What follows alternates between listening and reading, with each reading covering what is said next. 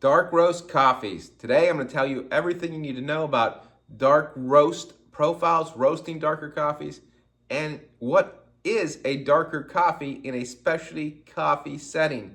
Now, if you support and go to a lot of local or just specialty coffee shops, wherever you may be, you'll probably realize there are not a lot of dark roast on drip. The reason being, most specialty coffee shops buy higher end coffee that has more flavor, sometimes more fruit flavor or more nuanced flavor. And as you roast a coffee darker, that flavor leaves the coffee. They roast that out of the coffee and it becomes more smoother, more chocolatey, more just darker tasting, and you miss the nuances of some of those flavors. And that's why very rarely do you see, especially coffee shops, serving dark roast coffees. Hey guys, I'm Mike. My wife and I founded East BRE Coffee. We're kind of mavericks when it comes to the coffee industry. We roast coffee now on an electric bellwether roaster. I'm going to tell you why I believe that's the future of coffee roasting. But we're going to dive into roasting. Unfortunately, there's not a lot of insights when it comes to roasting coffees online, on YouTube. A lot of people don't want to share their secrets.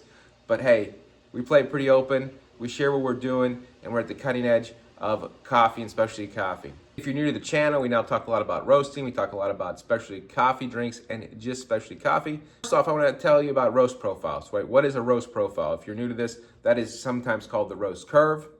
But long story short, when you're roasting a coffee, it takes about 10 to 11.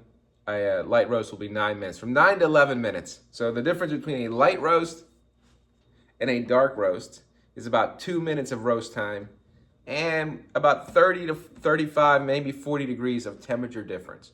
So a light roast, and I'll put a profile up on the screen, right? Let's say can take, 9 minutes 9 minutes and finish up around 402 or 404 degrees of the coffee beans when that roast is done. Now a dark roast like this dark roast here, and I might even go just a shade darker, right? This dark roast took 11 minutes and 5 seconds and finished up, I believe, at 431 degrees.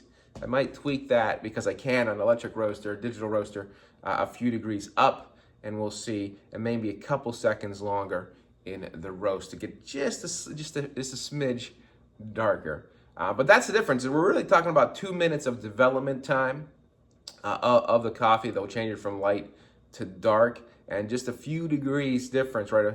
Maybe 15 to 10% difference in the temperature will make that coffee a dark coffee versus a light coffee. And that's what's called a coffee profile or a coffee curve. And the coffee roasters analyzing the flavor of the beans, sometimes the humidity of the beans, the origin of the beans, and trying to figure out what this coffee will taste best as. Some coffees, obviously the ones with bigger, stronger notes, are going to taste better as a darker coffee. The delicate ones, the more fruit-forward ones, typically from a specialty coffee standpoint, are going to be roasted light to bring forth that flavor. Now, if you notice something about these beans, they're not oily. They're dark roasted, but they're not oily. Now, if you ever come across beans that are oily, they've been roasted so long that the natural oils in the coffee beans seep up. They're not putting oil or water on the beans. That's the oils from inside the beans. And you're really, if ever, going to see that in a specialty coffee setting. Again, because they have more expensive coffees, more flavorful coffees, they're not going to go to that point. Now, why do you see it? Well, you see it from other maybe big brands or in grocery stores, because when you roast coffee darker, right, you can take cheaper coffee, roast it darker, right, and you get more of the darker taste, right? It actually roasts out the imperfections of a coffee.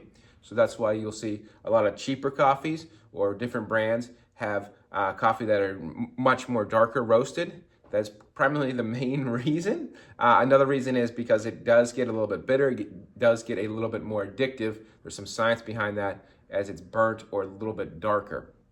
So that is why companies do the dark roast. Typically, though, it's to roast out the imperfections of the beans. Coffee shop like ours will use a bean that is at a much higher price point. From a smaller farm, typically not a big coffee farm, grown at much higher elevation. That's why the coffee beans cost a premium on the coffee market, long story short. But anyway, that's why you might see a lot of cheaper coffees dark roasted. You're actually kind of roasting out the imperfections. Now again, I will say this, we roast an electric roaster. we have no gas. So it's like 87% less emissions, and there's no gas. So if you're ever interested in trying, I'll put a link in the comment. You can try some of our coffees. But even though we're on electric, most specialty coffee roasters who do roast on gas are not going to get to the oily point. The beans might taste a little bit different. This is going to be a much cleaner coffee. You might want to consider something like that. But long story short, especially coffee shop, you're going to see something like this, which is going to be on a roast curve of around 4 minutes and 30 seconds, maybe 4:40. It's going to finish up somewhere between it's going to finish up somewhere between probably like 10:55 and 11 and a half minutes. Let's dive into a few roast profiles. So this is the actual post-roast profile of the coffee I've been showing you. My goal is to get it up to temperature pretty quickly and then keep it above 400 for the last 3 or so minutes of the roast. So here the black line is the target, the blue line is the actual bean temperature, the yellow line being the drum roaster, and the red line is rate of rise. That's a little bit more detailed. But again, we got this coffee hot and kept it hot to make it a dark roast. Now what this coffee is going to taste like, it's going to taste much richer. It's smoother. Actually, as you roast a little darker, the coffee becomes smoother, less acidic. So that is something to keep in mind based on your profiles or your flavor profiles, taste preferences, we'll say that. And it's going to bring up, again, coffee with like chocolatey notes, molasses, burnt sugar, cinnamon, even caramel. Those coffees are going to tend to work better dark roasted. Now this coffee right here, we roasted it for, I believe, 11 minutes and 1 second. And at the 6-minute mark, it was already at 382 degrees. And it finished up at 431 degrees. I might just turn it up just a hair, maybe like a percentage more, just to get a little bit longer, a few seconds longer, and maybe a degree or two hotter earlier in the roast process. And I can do that again on a digital roaster. But that's what I'm going to be looking to do to get this just a hair darker. I'd say it's about 97% of where I want to go. This is the first and the darkest coffee we've ever roasted. We are a true specialty coffee house, so this is what we're thinking about. I'll be very curious to see how our customers receive this, because some of them have asked for darker roast because they're used to those. So we're going to try it out in the coffee shop. But that's everything you know about dark roast coffees from a coffee roasting standpoint. Hopefully that shares some insights with you. If you have more questions, again, make sure you subscribe. And if you want to follow or want to try some of the coffees we do here, I'll put a link in the first comment. All right, guys, we'll talk to you soon. Live inspired.